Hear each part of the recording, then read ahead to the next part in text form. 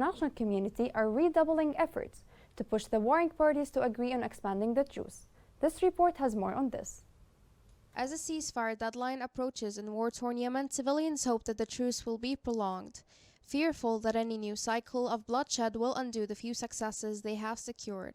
Yemen's conflict between Iran-backed Houthi rebels and the coalition has killed hundreds of thousands and caused the world's greatest humanitarian crisis.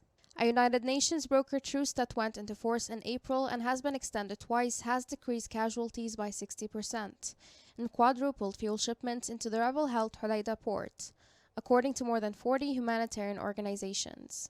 Commercial flights have resumed from the rebel-held capital of Sana'a to Jordan and Egypt, and oil tankers may now dock in Hodeida, which is also under Houthi control. A succession of brief truces has provided some relief to a country tired by 8 years of conflict, with around 23.4 million of Yemen's 30 million civilians relying on humanitarian supplies. Hans Grunberg, the UN Special Envoy for Yemen, stated in May that the ceasefire has provided a window of opportunity to break with the bloodshed and misery of the past. The truce has mostly maintained, but both sides have blamed the other for infractions. The truce is set to expire on Sunday, and the UN is striving to guarantee that all sides agree to prolong it once more. However, there has been little significant movement towards peace.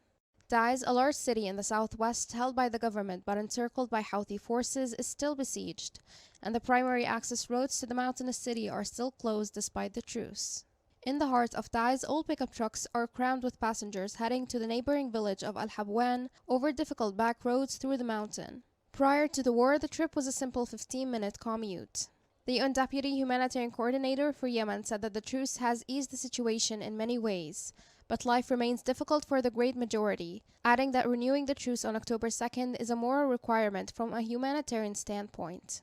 Only a resolution of the conflict can allow the economy to recover, lift people out of poverty, and reduce humanitarian needs. However, talks to reach a long-term peace agreement and end the conflict remain stagnant.